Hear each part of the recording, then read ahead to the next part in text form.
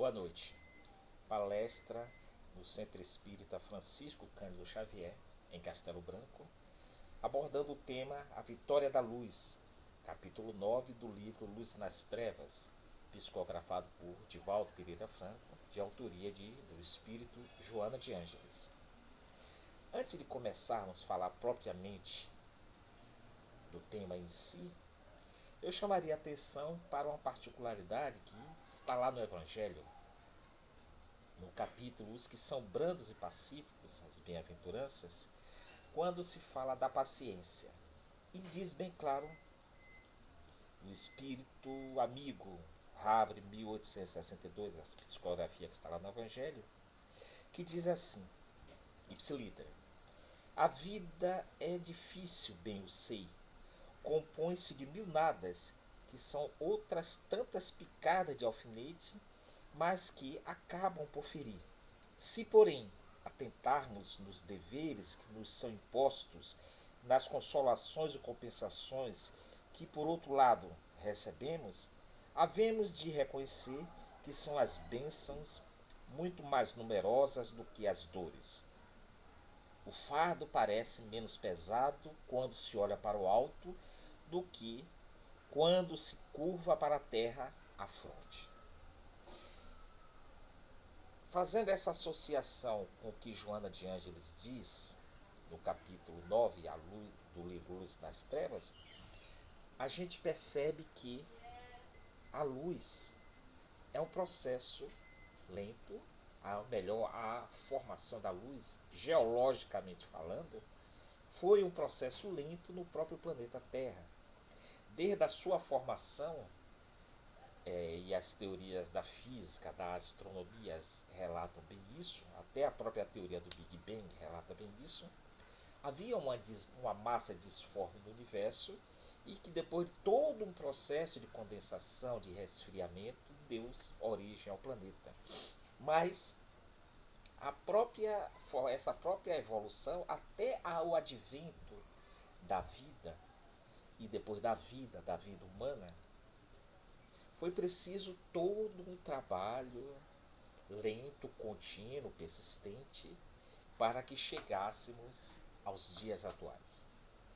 A própria existência da luz em si requereu tecnologias que foram se aprimorando até atingirmos o atual estágio. Desde os primeiros experimentos, culminando com as experiências de Thomas Edison, na descoberta da lâmpada elétrica, houve todo um trabalho de evolução, de aprimoramento, de persistência, de paciência, porque toda pesquisa ela é marcada por erros e acertos, mas ao mesmo tempo toda pesquisa é persistente, requer muita paciência e muita convicção naquilo que se quer alcançar. E aí, para se atingir esse objetivo, é preciso todas essas qualidades que em conjunto denotam o resultado a que se propõe cada experimento, cada invenção e cada descoberta. Com a luz foi o mesmo processo, geologicamente falando, desde a formação dos primeiros corpos celestes até o estágio atual, até a luminosidade em si, essa luminosidade exterior que nós hoje convivemos com ela como se fosse algo que sempre existiu, sem imaginarmos todo um trabalho científico, tecnológico que foi realizado ao longo dos anos, das décadas, dos séculos até, para que chegássemos a determinado ponto. Mas uma outra luz se faz também necessária e que requer os mesmos pré-requisitos da persistência, da paciência, da convicção de que se pode alcançá-la. É justamente a luz interior, essa luminosidade que nós temos e que ela precisa ser descoberta. Ela precisa aflorar, sair do subterrâneo, do íntimo de cada um e vir para a superfície para que ilumine não só as nossas ações, mas principalmente os nossos sentimentos.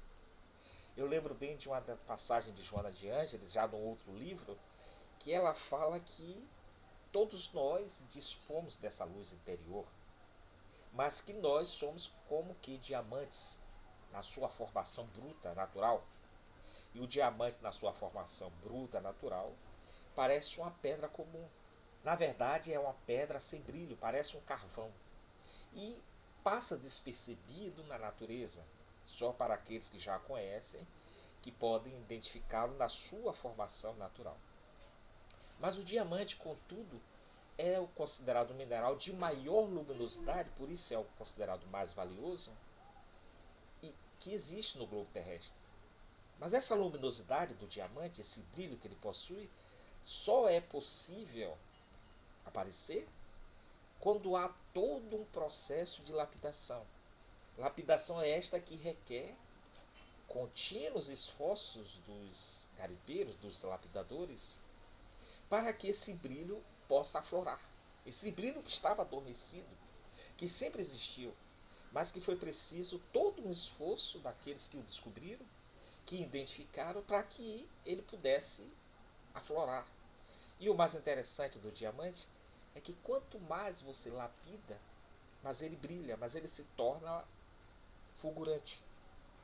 A mesma coisa com a nossa luminosidade, o nosso interior. Quanto mais a gente vai aperfeiçoando as nossas condutas, que por sua vez precisam do aperfeiçoamento dos nossos sentimentos, mas ela vai se tornando mais luminosa. A nossa conduta vai alcançando um grau cada vez mais de perfeição, que vai nos levar naquela passagem que diz da animalidade à angelitude. Mas entre o ponto de partida da animalidade até a angelitude é preciso todo um trabalho de lapidação. Lapidação esta que implica, como recorrendo mais uma vez a Joana de Ângeles, implica no processo contínuo de educação dos nossos sentimentos. É a partir da educação dos nossos sentimentos, resultante de um desejo que todos nós, que é inerente a todos nós, que nós queremos nos melhorar, que nós, consequentemente, vamos modificando as nossas atitudes. Porque as nossas atitudes nada mais é que o reflexo dos nossos sentimentos. Então, se no momento atual, e esse momento atual, eu já disse anteriormente, é um momento de turbulência. É um momento de turbulência exterior, porque os fatos estão aí, e a gente faz parte desses fatos, estamos inseridos nessa realidade, mas é também um momento de turbulência interior, que, por sua vez, refletem nas nossas atitudes no exterior. Então, o que a gente sente, a gente exterioriza nas nossas atitudes. Se temos o medo, se temos o desalento, se temos a raiva, o rancor, os melindres, a gente exterioriza isso nas nossas atitudes. Mas, por outro lado, se começarmos a lapidarmos os nossos sentimentos, trabalharmos esses sentimentos de uma forma que possamos revertê-los em sentimentos mais afáveis, mais amorosos, mais equilibrados, mais luminosos, nós, consequentemente, iremos transferir essa lapidação para as nossas atitudes. Então vamos estar defrontando com a realidade de uma forma mais equilibrada, mais serena, de forma que possamos perceber todas as nuances dessa realidade e vermos em que ponto podemos trabalhar mais ou menos.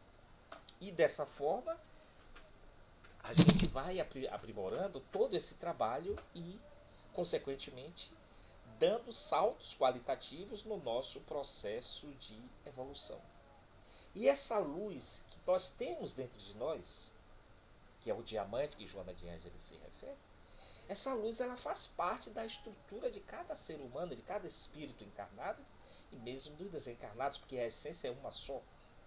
Muda apenas a transitoriedade do corpo físico ou não. Mas essa luz ela faz parte da nossa estrutura, eu diria, ela faz parte do nosso DNA. Por quê? Porque nós viemos da luz, nós viemos da amorosidade, nós viemos da perfeição. A nossa origem é divina, é Deus.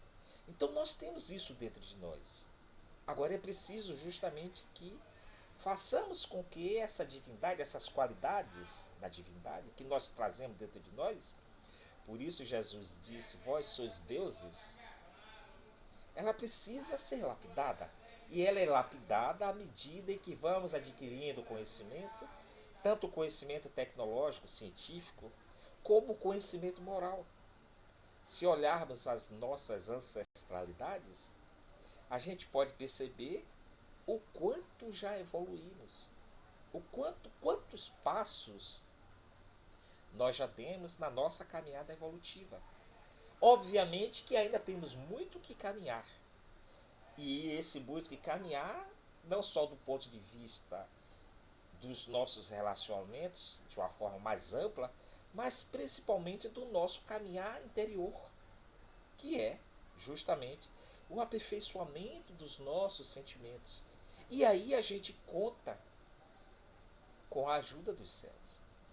Se no aspecto global do planeta os missionários da luz vieram nos trazer através dos inúmeros processos reencarnatórios, vieram trazer os conhecimentos que eles já dispunham para que nos auxiliasse na nossa caminhada, e aí nós temos vários guias que ao longo da nossa história conviveram através dos processos reencarnatórios, conviveram conosco para que eles fossem os referenciais que nos impulsionassem o progresso. Nós também temos que dar a nossa cota de contribuição para fazer jus até a esses benefícios que constantemente nós temos recebido. Então, não só à luz do conhecimento que vimos absorvendo ao longo de toda a nossa caminhada evolutiva, os grandes cientistas, desde Thomas Edison, desde Alexander Fleming, desde todos os Santos Dumont e todos os inúmeros outros, que Louis Pasteur, de todos os outros que foram referenciais e impulsionaram o progresso em determinados campos da ciência, mas também aqueles outros que impulsionaram, que foram luzes, que foram os missionários dessas luzes, que nos impulsionaram ao aperfeiçoamento moral, que nos deram ânimos, que fizeram com que não sucumbíssemos ao desânimo, ao acharmos que nós não tínhamos outra saída senão a derrocada física, moral e espiritual, como muitos acham, até o pessimismo. Em outras palavras, seria o pessimismo. Nós temos também aí inúmeros exemplos, não só aqueles mártires que acabaram servindo de alicerce da fé de muitos outros, e aí a gente pode citar desde os apóstolos, Pedro, por exemplo, que também se foi em holocausto, aqueles outros que se martirizaram, o próprio Paulo, ou a própria referência Joana de Cusa, o próprio Mestre Jesus, que foi o exemplo maior desse referencial de fé, de convicção, de certeza de que existe um amanhã melhor do que o presente, mas também existem aqueles outros numa idade mais contemporânea, não só aqueles anônimos que se dedicam parte de suas vidas em benefício da coletividade humana. E aí a gente pode citar desde aquele, desde um Gandhi a os anônimos que vão fazer referenciais em pesquisas para a busca da doença, até o estágio atual em que estamos inseridos. Aqueles outros cientistas que buscam e dedicam boa parte de suas vidas à pesquisa científica para descobrir mais uma solução para o atual estágio em que nós estamos vivendo. Mas há também aqueles outros que não são cientistas do ponto de vista tecnológico, da ciência médica em si, mas eu diria que são cientistas morais. São aqueles líderes religiosos morais que dão suporte àqueles outros que estão desnorteados com essa situação que está aí. Então eles servem também de referências para minorar os sofrimentos, as dúvidas que nos acometem a todo instante, nos momentos de grandes aflições, como o atual. E eles, ao mesmo tempo, minimizam os conflitos interiores proporcionando a harmonia dos sentimentos para que elas possam se refletir nas atitudes. E as atitudes são os nossos relacionamentos pessoais, do próximo, mais próximos, ao nosso relacionamento comunitário, na coletividade, com as pessoas em si, para que não descambemos para a intolerância, para a agressividade, para o estresse que muitas vezes as pessoas estão vivendo. Porque estar vivo na carne, espírito encarnado que nós somos, é justamente a experiência, ou melhor, o aprendizado que nos proporciona a necessidade da convivência. E a convivência só é possível quando há a tolerância, quando há o equilíbrio, quando há o respeito, quando há a esperança de que cada vez mais, a partir do esforço de cada um, possamos alcançar uma amanhã melhor. Jesus, ele nos proporcionou esse norte. E ele deu-nos como solução básica para tudo isso, justamente o amor. Mas o amor não é só aquele em relação ao próximo em si. É o amor como um todo, que vai desde o entendimento das imperfeições humanas, do próximo em si, percebendo que cada um de nós é um espírito nessa caminhada, sujeitos a equívocos, sujeitos a dúvidas, sujeito a erros, mas que todos têm essa mesma caminhada com o objetivo de, como ele mesmo disse, de adentrar no reino dos céus. E mais ainda ele diz que aqueles que dispõem de maiores condições, quer seja do ponto de vista científico, tecnológico, quer seja do ponto de vista do equilíbrio emocional, têm o dever moral de auxiliar aqueles outros que se encontram em dificuldades. É que justamente os espíritos mais abnegados, aqueles que passaram por todas as experiências do aprendizado, fazem rotineiramente conosco. Mesmo quando muitas vezes não percebemos, eles estão ali, como eu já disse inúmeras vezes, estão ali sempre a postos e estão nos ministrando energias restauradoras do nosso, para o nosso equilíbrio emocional. Porque só a partir desse momento em que alcançamos de forma gradativa esse equilíbrio emocional é que podemos ter a condição mais segura do raciocínio, de encontrar as soluções proporcionais ao problema existente e que nos permitem uma caminhada mais segura. Cada vez que nós nos deixamos levar pelo desequilíbrio emocional, consequentemente, as nossas atitudes também serão desequilibradas emocionalmente. E sendo desequilibradas emocionalmente, elas impedem, elas obscurecem as decisões mais acertadas. A gente vê, nós somos constantemente bombardeados com uma série de informações e que muitas vezes nos levam ao desalento. E muitas vezes, como nós somos ainda esses espíritos nesse processo contínuo de aprendizado, muitas vezes esses bombardeios são tão intensos que sentimos-nos fracos para rechaçá-los. E aí é nesse momento que entra a luz divina, a luz do equilíbrio. É nesse momento que entram os abnegados espíritos, encarnados e desencarnados, que são movidos justamente pela essência do amor que Jesus pregou. É nesse instante em que eles vivenciam nas suas atitudes mentais ou mesmo materializadas a essência do amar ao próximo como a si mesmo. Porque aquele espírito que é mais equilibrado, que dispõe de maiores condições, ele se sente feliz com a felicidade do outro. E ele faz de tudo, todos os esforços são envidados para que o outro alcance essa felicidade. E justamente são esses espíritos abnegados que fazem rotineiramente isso conosco, que nos dão esses estímulos, que nos criam condições para que busquemos aquela luz interior que está adormecida, momentaneamente está em trevas, para que ela comece a brilhar, para que ela se transforme em pontos luminosos e possa ir afastando a escuridão que está ao nosso redor.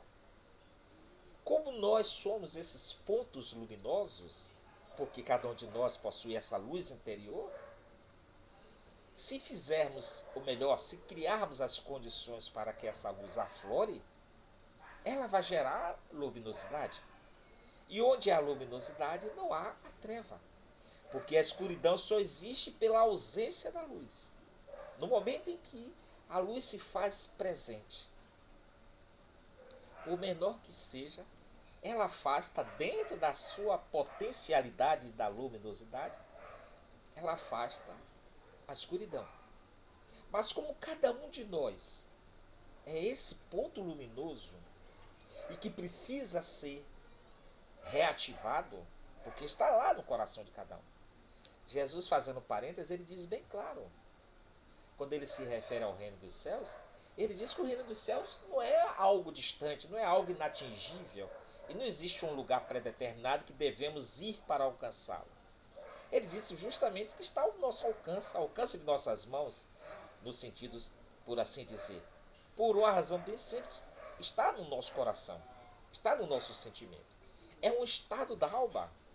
Então a felicidade é um estado da alma que você transforma em atitudes. Mas para que a atitude seja feliz, é preciso que você crie as condições no seu íntimo para que essa felicidade se faça presente. Então, para que a luz, quer seja a luz do conhecimento médico, científico, tecnológico, quer seja a luz do conhecimento moral, se faça presente, se torne materializada, é preciso que sintamos a luz, percebamos a luz dentro de nós e que façamos com que ela aflore. Nesse esforço contínuo, com a ajuda dos céus, mas principalmente com o nosso esforço, para que ela aconteça. E como nós, como eu já vinha dizendo, como nós somos esses pontos luminosos, a cada um de nós cabe a responsabilidade e cabe-nos a tarefa de criar as nossas condições para a nossa própria felicidade, de fazer com que esse ponto luminoso brilhe. E como esse ponto luminoso ele brilha, ele passa a ser referência de outro ponto que estava luminoso, que estava momentaneamente apagado e que também vai brilhar. E assim o somatório de pontos luminosos vai proporcionar, quanto mais pontos luminosos forem aflorando, forem se acendendo, vai proporcionar o afastamento da escuridão. E aí, da mesma forma como eu disse no início, com o processo de formação geológica da Terra, dos corpos celestes, até eles atingirem a luminosidade da evolução geológica e depois da evolução que foi resultando das formas de vida, é todo um processo que vai sendo trabalhado pela própria natureza, nas suas nuances específicas para cada situação. Da mesma forma, essa luminosidade que todos nós buscamos, esse reino dos céus que nós buscamos, é o processo que vai sendo trabalhado individualmente para que se chegue ao coletivo. O coletivo é sempre o somatório das individualidades. Então, o conjunto da luminosidade que todos nós buscamos, que é justamente o processo, a culminância do processo evolutivo, é justamente o somatório dos esforços que cada um vem fazendo para a reforma íntima, a lapidação dos sentimentos, a transformação dos sentimentos negativos em algo positivo, em algo prazeroso, de felicidade, de amorosidade. Mas é sempre a iniciativa individual que vai resultar no conjunto da coletividade. Então cabe a cada um de nós essa tarefa. Não adianta imaginarmos que vamos sair dessa ou de quaisquer outras situações coletivas do exterior para o interior. A paz, o equilíbrio, a felicidade, ela não vem de fora para dentro. quando a gente percebe ela lá fora, é porque já houve um processo de transformação interna. Então a gente busca as soluções, o equilíbrio. A gente busca a tranquilidade. Mas o equilíbrio, a tranquilidade, a amorosidade, a paz que a gente tanto busca, ela tem que começar individualmente no interior de cada pessoa. É a partir da soma dessas atitudes, resultantes desses sentimentos que buscamos, que nós atingiremos o coletivo como um todo. Da mesma forma como a gente busca no momento atual, desse momento de pandemia, que muitas vezes as pessoas podem às vezes confundir com pandemônio, mas é uma pandemia porque acontece simultaneamente em vários locais. A solução para essa pandemia, uma epidemia que se transformou em pandemia, vai depender primeiro dos comportamentos individuais de cada pessoa. Quer seja aqueles que se esforçam na busca médico-científica, tecnológica, quer seja aqueles outros que auxiliam aqueles ainda na ignorância dos conhecimentos, na ignorância das recomendações que vêm sendo feitas, mas principalmente na ignorância da importância que cada um de nós temos como espíritos encarnados e que devemos valorizar as oportunidades que a vida nos dá. E as oportunidades, elas sempre acontecem no presente, para que criemos as condições para o futuro. Então, o futuro que se deslumbra à nossa frente, mesmo na maioria das vezes ainda engolfados pelo desânimo, pelo desalento, pela descrença, a gente não consegue enxergar, o futuro sempre é melhor do que o presente.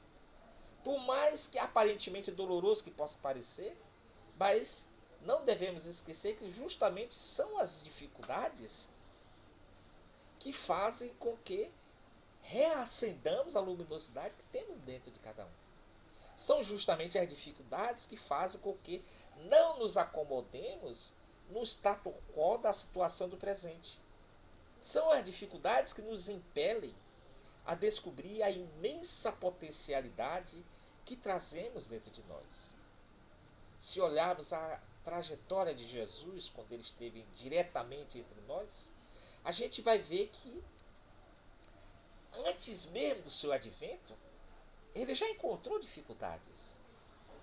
Mas ele, com o auxílio daqueles que os seus predecessores, ele conseguiu vencer essas dificuldades e fez-se criança encarnada, espírito encarnado, enfrentando toda uma adversidade da época. No momento do presente, ou seja, durante o período em que ele exerceu a pregação, desde o advento do primeiro encontro com aqueles que seriam seus apóstolos, até a culminância que resultou na sua crucificação, ele enfrentou inúmeras outras dificuldades. Dificuldades aparentemente insuperáveis, mas que ele, com a luz interior que tinha, que era a luz da convicção, a luz da persistência, a luz da paciência, aquela paciência que, como diz no Evangelho, no texto que eu li logo no início, que faz com que descubramos que as possibilidades, que são as bênçãos, elas são maiores do que as dificuldades. As dificuldades dói, como picada de alfinete. Mas cada picada de alfinete que a gente toma no braço, qualquer parte do corpo, a gente se precaver para que não venhamos a tomar novas picadas. Aí criamos barreiras, anticorpos físicos e morais para que não venhamos a sofrer novas picadas. Mas aquela picada anterior, ela serve-nos de aprendizado, de alerta, de ensino para que melhoremos as nossas condições. As picadas morais são verdadeiros educandários no nosso processo de relacionamento com o semelhante. Jesus enfrentou toda uma série de picadas morais, contextuais, da época, da incompreensão, da maledicência, da própria agressividade física, moral, e ele soube descobrir, pela própria luminosidade que ele já tinha feito aflorar, que essas dificuldades elas não eram superiores às oportunidades do ensino, já no caso que ele estava ministrando o ensino de como nós deveríamos nos precaver para as dificuldades. Então, durante toda a sua permanência, foi um constante aprendizado para todos aqueles que o viam, o observavam e o aceitavam. E mesmo depois, o aprendizado continuou. As dificuldades nossas continuaram. Mas observemos na nossa trajetória evolutiva, a trajetória da humanidade, que todos esses períodos foram de dificuldades e superações. Nós começamos a aprender a partir das dificuldades, e não apenas as dificuldades do ponto de vista de doença, do ponto de vista existencial, mas as dificuldades materiais. Foi a partir daí que nós começamos a descobrir as potencialidades que cada um possuía, que a sociedade como um todo possuía. Foi assim que surgiram as grandes invenções da Revolução Industrial, o atual estágio da evolução tecnológica. Foi a partir das dificuldades, mas também das necessidades que nós tínhamos e descobrimos que poderíamos melhorar. As dificuldades morais seguem o mesmo caminho. A gente percebe que pode melhorar o relacionamento e aí a gente começa a criar as leis de convívio social. E essas leis, por sua vez, vão se aperfeiçoando ao longo do tempo, todas elas com o único objetivo de atingirmos um estágio pleno de equilíbrio. E nesse íntere dessa caminhada, surgem os obstáculos. Muitas vezes os obstáculos inesperados, mas que também são aprendizados. E qual é o obstáculo atual agora? É este que não apenas se traveste da doença em si, do risco de vida orgânica em si, mas o aprendizado que nos leva a redescobrir o próximo, a convivência com o outro. Nós começamos, a partir dessa dificuldade, desse obstáculo aparentemente difícil, mas como os outros também superável, nós começamos a redescobrir a existência do próximo. E nós começamos a reaprender aquilo que Jesus tinha falado lá atrás, do amar ao próximo como a si mesmo. Então a gente se preocupa com o próximo mais próximo, e essa preocupação ela vai se alargando até atingir um estágio comunitário, até planetário.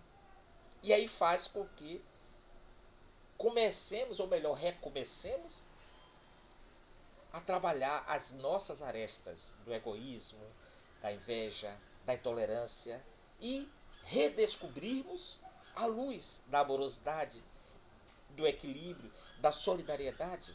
Aquela luz que momentaneamente nós tínhamos deixado se apagar, ou estava bruxuleando, prestes a se apagar. E agora descobrimos que ela pode e deve ser acesa novamente.